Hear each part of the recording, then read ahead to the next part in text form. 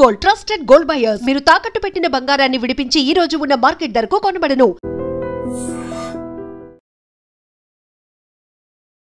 తాను పెంచి పోషించినటువంటి తీవ్రవాదం చేతిలోనే చావు దెబ్బలు పాకిస్తాన్ తింటోందా?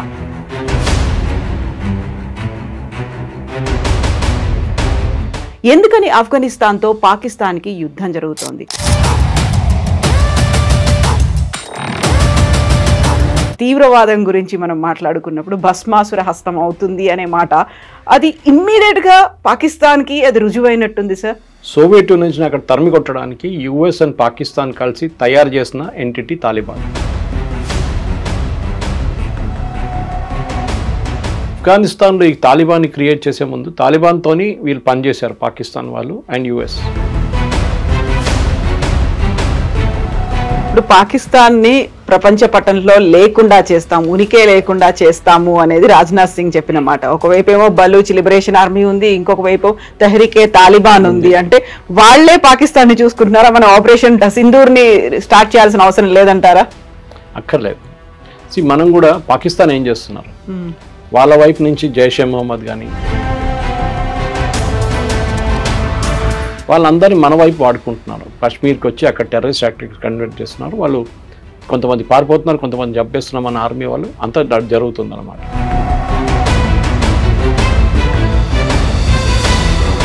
ఇక్కడ ప్రాబ్లం ఎక్కడ వస్తుందంటే, ఈ సోవియట్ యూనియన్ ఓడించడానికి ఇదే ఇరాన్, సౌదీ అరేబియా, ఇంకా చాలా ఇస్లామిక్ నేషన్స్ చాలా డబ్బులు పెట్టారు. ఏదో ఒక రోజు ఇదే భస్మాస్తో తీసుకొచ్చి యుఎస్ తల మీద కూడా పడతారు. ఆ రోజు తెలిసిపోతుంది. దట్ ఈస్ వై మన వైపు నుంచి చూడండి,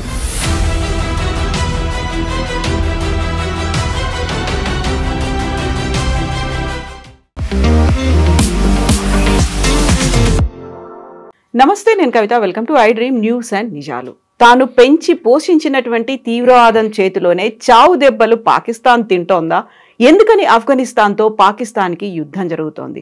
యాక్చువల్గా పాకిస్తాన్లో అసలు ఏం జరుగుతోంది? ఎందుకని రెండు ముస్లిం దేశాల మధ్య యుద్ధం కొనసాగుతోంది? మనతో పాటుగా ఉన్నారు సీనియర్ జర్నలిస్ట్ సురేష్ కొచ్చతిల్ గారు. సార్ నమస్తే. నమస్తే. సో తీవ్రవాదం గురించి మనం మాట్లాడుకున్నప్పుడు భస్మాసుర హస్తం అవుతుంది అనే మాట, అది ఇమ్మీడియట్గా పాకిస్తాన్కి అది రుజువైనట్టుంది సార్. ఎప్పటి నుంచో ఆఫ్ఘనిస్తాన్లో సోవియట్ యూనియన్ అంటే ఫస్ట్ గవర్నమెంట్ ఒకటి ఉండేది. ఐ థింక్ ఇస్ గుల్బతున్ హెక్మతియార్ అనుకుంటారు. ఆఫ్ఘనిస్తాన్లో ఒక లీడర్ని ప్రాపప్ చేసి ఆయన ప్రైమ్ మినిస్టర్గా చేశారు సోవియట్ యూనియన్. సోవియట్ యూనియన్ అక్కడ తరిమి కొట్టడానికి యుఎస్ అండ్ పాకిస్తాన్ కలిసి తయారు చేసిన ఎంటిటీ తాలిబాన్. తాలిబాన్ అంటే స్టూడెంట్స్ అండ్ కొంతమంది మద్రసాలో చదువుతున్న అబ్బాయిలు వాళ్ళు వచ్చి చేరారు, వాళ్ళకి తుపాకీలు ఇచ్చేశారు, వాళ్ళు దిగారు. సోవియట్ యూనియన్ యుఎస్ హెల్ప్తోనే, మనకు అందరికీ తెలుసు, పాకిస్తాన్ హెల్ప్తో వాళ్ళని సోవియట్ యూనియన్ నుంచి అక్కడ తరిమి కొట్టారు. సోవియట్స్ వెళ్ళిపోయిన తర్వాత ఏమైపోయిందంటే మైదానం మొత్తం ఖాళీ అయిపోయింది. ఎవడు కావాలంటే వాడిని కొట్టుకున్నారు. ఫర్ ఎగ్జాంపుల్ నార్దర్న్ అలయన్స్ ఉండే అహ్మద్ షా మసూద్ అని చెప్పి was very friendly with India. ఆయన్ని 9/11 కన్నా 6 రోజుల ముందు చంపారు. సిరియా నుంచి ఒక టెలివిజన్ ఛానల్ వాళ్ళు వచ్చి కెమెరా లోపల మిసైల్ పెట్టి కెమెరా ఆన్ చేయగానే మిసైల్ వెళ్ళి ఆయన కొట్టేసింది ముందు. ఆయన your sitting 10 feet away. First time అట్లా ఒక అటాక్ జరిగింది అనమాట. ఎవరు ఆలోచించరు అట్లా కూడా చేయొచ్చని. చాలా క్రియేటివ్గా, చాలా క్రియేటివ్. సో ఈ ఆఫ్ఘనిస్తాన్లో ఈ తాలిబాన్ని క్రియేట్ చేసే ముందు తాలిబాన్తోని వీళ్ళు పనిచేశారు పాకిస్తాన్ వాళ్ళు అండ్ యుఎస్. మన దగ్గర జర్నల్ సింగ్ భింద్రన్ వాళ్ళే స్టోరీ చెప్పుకోవచ్చు మనం కావాలంటే. జర్నల్ సింగ్ భింద్రన్ వాళ్ళని తయారు చేసిన మనిషి Indira Gandhi. He was a nobody, చిన్న ప్రీస్ట్ ఉండే ఆయన తీసుకొచ్చి పెద్ద హైప్ ఇచ్చేసి, పెద్ద డబ్బులు ఇచ్చి, మనీ ఇచ్చి, ఆయుధాలు ఇచ్చి, ట్రైనింగ్ ఇచ్చి చేసిన మనిషి ఇందిరాగాంధీ. ఎందుకంటే సిక్ గురుద్వారా ప్రబంధక్ కమిటీ అని అన్ని గురుద్వారా కంట్రోల్ అప్పుడు అకాలీదళ్ చేతిలో ఉండే. సో అట్లానే అకాలీదళని అక్కడ తీసేయాలని చెప్పి భింద్రన్ వాళ్ళని తీసుకొస్తే భింద్రన్ వాళ్ళే తర్వాత భస్మాసుర అయిపోయాడు. తర్వాత ఇందిరాగాంధీ మీదనే దాడి చేశారు, ఇందిరాగాంధీ చంపేశారు, మన అందరికీ తెలుసు. ఆపరేషన్ బ్లూ స్టార్ జరిగింది. ఇప్పుడు నిన్న చిదంబరం గారు చెప్పినారు చేసిన తప్పు అంటున్నారు. Anyway that's a different story. కానీ ఆఫ్ఘనిస్తాన్లో తాలిబాన్ని అట్లా ఉంచుకున్నారు వీళ్ళు, ఎందుకంటే వీళ్ళకి పనికి వచ్చింది. అదే టైంలో అల్ఖైదా పుట్టింది. ఒసామా బిన్ లాడెన్, సౌదీ అరేబియాలో one of the richest families, bin Laden family నుంచి వచ్చిన మనిషి ఒసామా బిన్ లాడెన్. వీళ్ళందరూ చదువుకున్నారు, చాలా. He was an engineer by the way. ఆయన అసిస్టెంట్ ఏమో ఐమన్ అల్ జవారీ, ఆయన కూడా డాక్టర్ అంటున్నారు, నాట్ ఎగ్జాక్ట్లీ కన్ఫర్మ్డ్. వీళ్ళందరూ వచ్చి ఆఫ్ఘనిస్తాన్ని ఒక బేస్గా వాడుకున్నారు. తాలిబాన్ ఓవరాల్ కవరేజ్ ఇచ్చింది ప్రొటెక్షన్ కోసం. దాని కింద వీరందరూ పనిచేసుకున్నారు. అల్ఖైదా ట్రైనింగ్ గ్రౌండ్గా వాడుకున్నారు ఆఫ్ఘనిస్తాన్. ఎవరు లేరు, లాలెస్ కంట్రీ అంటారు. ఇప్పుడు కూడా అంతే. ఆఫ్ఘనిస్తాన్ మనం అనుకుంటే ఇప్పుడు మొన్న జరుగుతుంది అదని కాదు. మీరు ఈ go back to 16th 17th century ఇట్లానే ఉండేది. అంటే వార్లార్డ్స్ ఉంటారు. ఒక ఏరియా ఒక 200-300 స్క్వేర్ కిలోమీటర్లు ఒక వార్లార్డ్ దగ్గర ఉంటుంది. అంటే ఒక ట్రైబ్స్ మ్యాన్. ఆయన చెప్పిందే వేదవాక్యం అంతా ఆయన చెప్పింది నడుస్తుంది అక్కడ. ఇంకేం ఎవరు పట్టించుకో. పక్కన ఇంకోటి ఉంటాడు. వీళ్ళు కూడా సున్నీలు. తాలిబాన్ ఒరిజినలీ సున్నీస్ అనమాట. కానీ దాని తర్వాత ఏమైందంటే అల్ఖైదా వచ్చిన తర్వాత తాలిబాన్ని కూడా వాళ్ళు తినేశారు ఆల్మోస్ట్. అప్పుడే 9/11 జరిగింది. 9/11 జరగగానే యూఎస్కి పిచ్చి పట్టేసి వచ్చి మొత్తం బోరా కేవ్స్ నుంచి మొత్తం కంప్లీట్గా కొట్టారు అల్ఖైదాని. కొట్టిన దాంట్లో తాలిబాన్ కూడా డ్యామేజ్ జరిగింది చాలా మటుకు. దాని తర్వాత అల్ఖైదాని ఫినిష్ చేసేసారు. మనందరికీ తెలిసిందే మన ఒసామా బిన్ లాడెన్ పాకిస్తాన్లో దొరికారు. అది కూడా పాకిస్తాన్ ఆర్మీ క్యాంప్ పక్కన. ఆయన చంపేసిన తర్వాత ఆ స్టోరీ అయిపోయింది అక్కడ. Al-Qaeda got finished. ఇప్పుడు కూడా అల్ఖైదా ఉన్నారు. Some parts of Syria, some parts of Iraq. దాని తర్వాత ఐసిస్ అని వచ్చింది, మనందరికీ తెలుసు, ఇస్లామిక్ స్టేట్ ఆఫ్ సిరియా. అట్లా అదొక ఇంకొక క్రియేషన్ తయారైందన్నమాట. కానీ తాలిబాన్ లాగానే ఉండిపోయారు ఆఫ్ఘనిస్తాన్లో. ఎందుకంటే గవర్నమెంట్ లేకుండా అక్కడ. యుఎస్ నేటో కలిసి చాలా సంవత్సరాలు ట్రై చేశారు ఒక కొంచెం సెంబ్లెన్స్ అని తీసుకొద్దాం. కానీ చాలా మటుకు సూసైడ్ అటాక్స్ జరిగింది. కాబుల్ పోలీస్ అకాడమీ మీద, అక్కడున్న డిప్లొమాటిక్ మిషన్స్ మీద, మన మిషన్ మీద దాడి జరిగింది. వాళ్ళకి ఏంటంటే సూసైడ్ చేయడానికి రెడీగా ఉన్నారు, లైన్ కట్టేసుకొని ఉన్నారు అందరూ. అండ్ దాని తర్వాత వాళ్ళ ఒక షరియా కోడ్ లాగా, strict Islamic code, women should not come out, మా అమ్మాయిలకు చదువు లేదు, స్కూల్కి వెళ్ళాల్సిన అవసరం లేదు, పాట పెట్టకూడదు, సినిమా థియేటర్లు వద్దు. ఇట్లా ఆలోచించండి. ఆఫ్ఘనిస్తాన్ అనేది ఒక టైంలో పాత ఫోటోలు తీస్తే మీకు కనిపిస్తుంది మినిస్కర్ట్స్ వేసుకొని తిరుగుతుండే ఆఫ్ఘనిస్తాన్. మెయిన్ యూనివర్సిటీ, కాబుల్ యూనివర్సిటీలో. అట్లాంటి ఒక ఆఫ్ఘనిస్తాన్ ఇట్లా తయారైందనమాట. ఎనీవే అది వాళ్ళ చాయిస్, వాళ్ళు ఎట్లా రూల్ చేసుకుంటారు. కానీ దాని తర్వాత పాకిస్తాన్ తాలిబాన్ కొంచెం ఫ్రెండ్లీ అయిపోయారు. ఎందుకంటే ఒకసారి యూఎస్ పారిపోయారు. మన అందరూ తెలుసు, బైడెన్ ఏరియాలో యూఎస్ పారిపోయారు. అక్కడ పారిపోయారు లిటరలీ. వాళ్ళ ఎక్విప్మెంట్ అంతా బాగారం ఎయిర్ ఫోర్స్ బేస్లో పెట్టి overnight that disappeared. NATO కానీ యూఎస్ కానీ.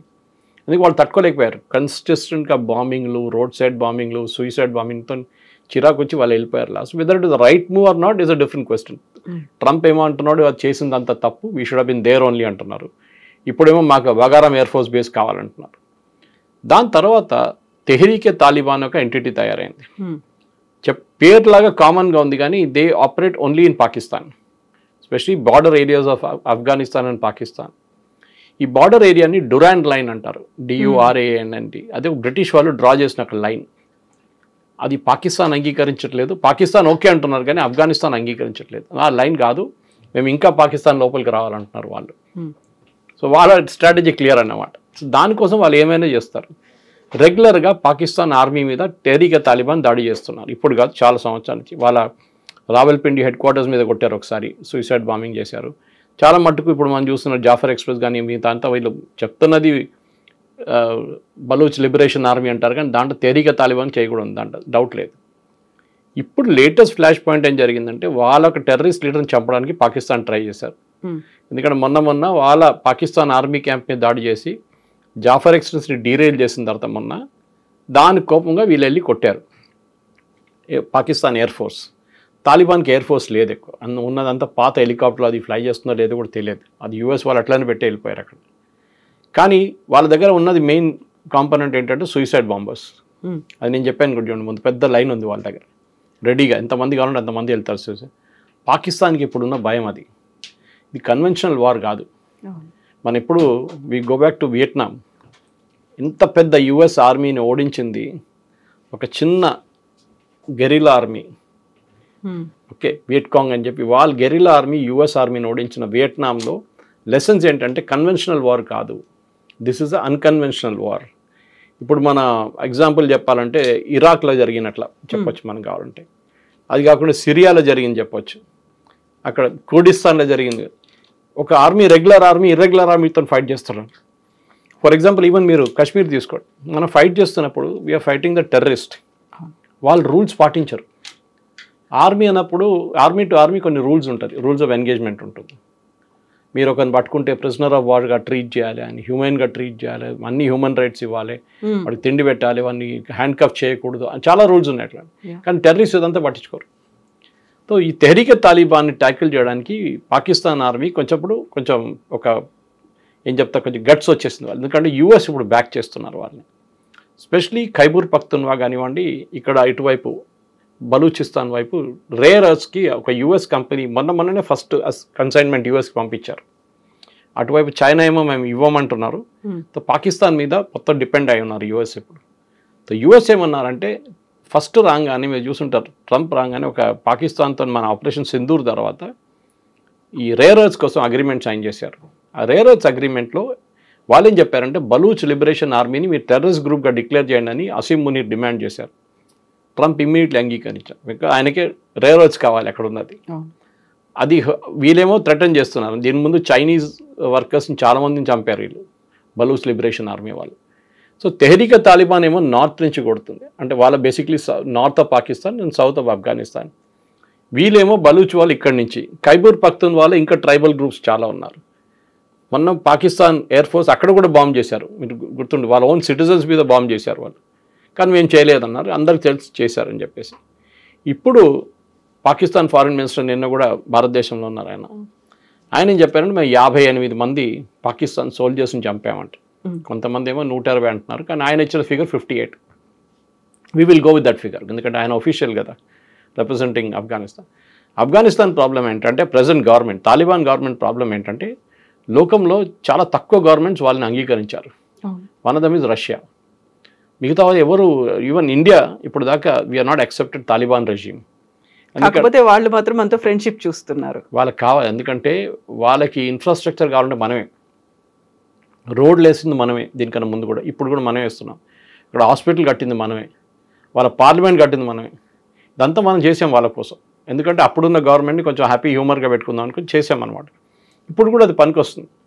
ఇప్పుడు మన Muizzu is the classic case. మాల్డీవ్స్లో రాగానే ఇండియా అవుట్ అని చెప్పి క్యాంపెయిన్ తీసుకొచ్చి ఇండియాని అక్కడి నుంచి అంత తెరిమి కొట్టాలని చెప్పారు. కానీ లాస్ట్ ఏం జరిగింది, లాస్ట్ ఆయన ఇప్పుడు 6 నెలలకు వచ్చి ఒక $50 మిలియన్ తీసుకెళ్తాడు. మనమే హెల్ప్ చేస్తున్నాం. అప్పు తీసుకొని ఇక్కడి నుంచి ఇప్పుడు అప్పు కట్టలేకపోతున్నారు. సో దాని ద్వారా మన దగ్గర వచ్చి డబ్బులు తీసుకెళ్తున్నారు అనమాట. ఇది కూడా అంతే సంగతి. ఆఫ్ఘనిస్తాన్కి ఏం కావాలంటే వాళ్ళకి డబ్బులు లేవు వాళ్ళ దగ్గర. వాళ్ళకి ఉన్నది ఒకటే ట్రేడ్, ఓపియం, డ్రగ్స్. అది రావాలంటే పాకిస్తాన్ త్రూ నుంచి రావాలి. పాకిస్తాన్లో కొన్ని ఏరియాస్లో కూడా ఓపియం కల్టివేట్ అవుతుంది. అక్కడి నుంచి కరాచీ నుంచి అది శ్రీలంక వైపు వెళ్తుంది.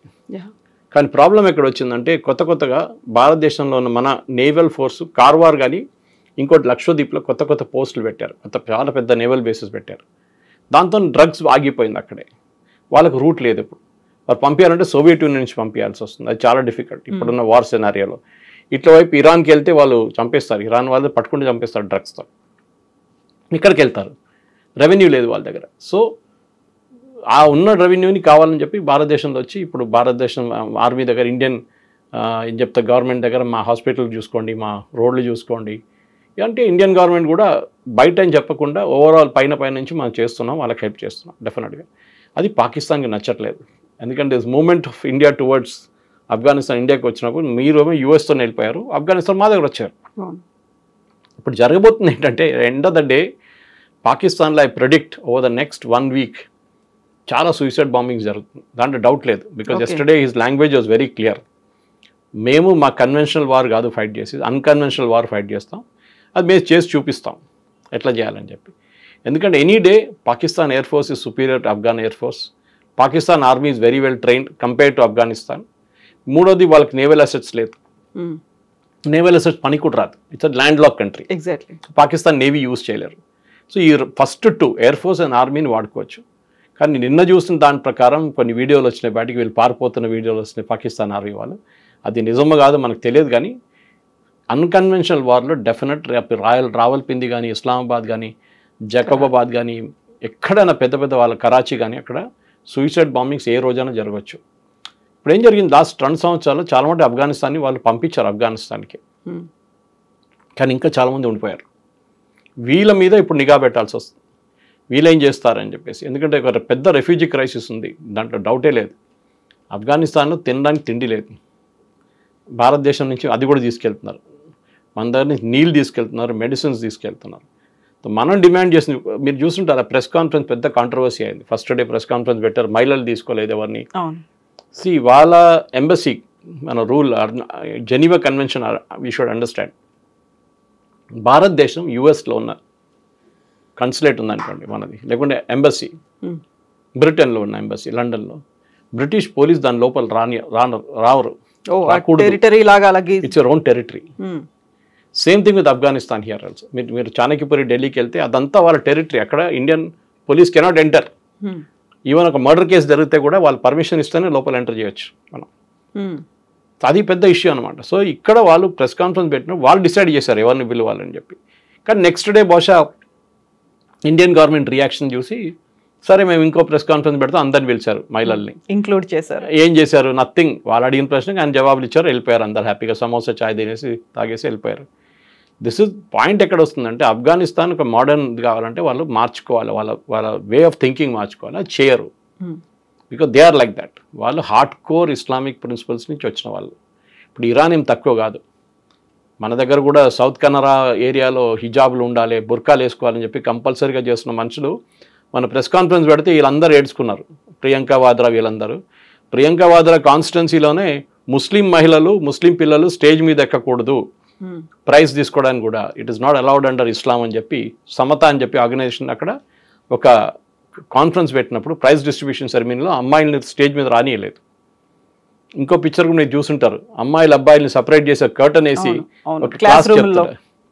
ఇది ప్రియాంక గాంధీ వాద్రా వాయనాడులో జరుగుతుంది. ఆమె ట్వీట్ చేస్తుంది, ఏమి తాలిబాన్ వాళ్ళు మహిళలను ఎందుకు పిలవట్లేదు అని చెప్పి. So one should remind her where the truth is in between అనమాట. తాలిబాన్ వాళ్ళు వాళ్ళ పని చూసుకుంటాం, వీ కెనాట్ ఇన్ఫ్లుయెన్స్ దెమ్. మనం చెప్పలేం, కానీ చెప్పాము. నెక్స్ట్ డే వాళ్ళు దానికోసం చేంజ్ అయ్యారు. కానీ ఇప్పుడు ప్రెజెంట్లీ పాకిస్తాన్లో I think over the next 20-25 days Pakistan చాలా కేర్ఫుల్గా ఉండాల్సి వస్తుంది. వాళ్ళు ఏమంటున్నారు, మా మీద దాడి చేస్తే మేము చేస్తూ ఉంటున్నాం. కానీ మీరు చేస్తే ఇంకా సిచ్యువేషన్ ఇంకా హారబుల్ అయిపోతుంది. స్పెషలీ బార్డర్ ఏరియాస్లో, క్వెటా ఆ ఏరియాస్లో అంతా, పెషావర్ ఏరియాస్లో it will B messed up, completely mess up అయిపోతుంది. ఇంకా బహుశా చాలామంది చనిపోతారు. ఆఫ్ఘనిస్తాన్ వాళ్ళకి నంబర్లు పట్టించుకోలేదు, వాళ్ళు పట్టించుకోరు. ఎందుకంటే వాళ్ళు సోవియట్ యూనియన్తో ఫైట్ చేశారు, తర్వాత యుఎస్తో ఫైట్ చేశారు, నేటో ఫోర్సెస్తో ఫైట్ చేసిన వాళ్ళకి ఇది చాలా ఈజీ. ఒక 100 మంది చనిపోతే రోజు కూడా వాళ్ళకి ప్రాబ్లం లేదు, దే విల్ ఫైట్. కానీ పాకిస్తాన్కి చాలా ఎంబరాస్మెంట్ అయిపోతుంది అది. ఎస్పెషలీ వాళ్ళ ఏదైనా డిప్లొమాటిక్ అసెట్స్ ఎఫెక్ట్ అవుతుంది. రేపు మన యూఎస్ ఎంబసీ మీద దాడి చేశారనుకోండి, ఇస్లామాబాద్ కానీ రావల్పిండి కానీ, it will be a big blow అనమాట. చైనీస్ వాళ్ళు ఎట్లా పారిపోయారు, చైనీస్ టెక్నికల్ వర్కర్స్ అంతా పాకిస్తాన్ నుంచి రోడ్ కడుతున్నారు, డ్యామ్ కడుతున్నారు, అందరూ పారిపోయారు లాస్ట్ 6 monthsలో. అదే పరిస్థితి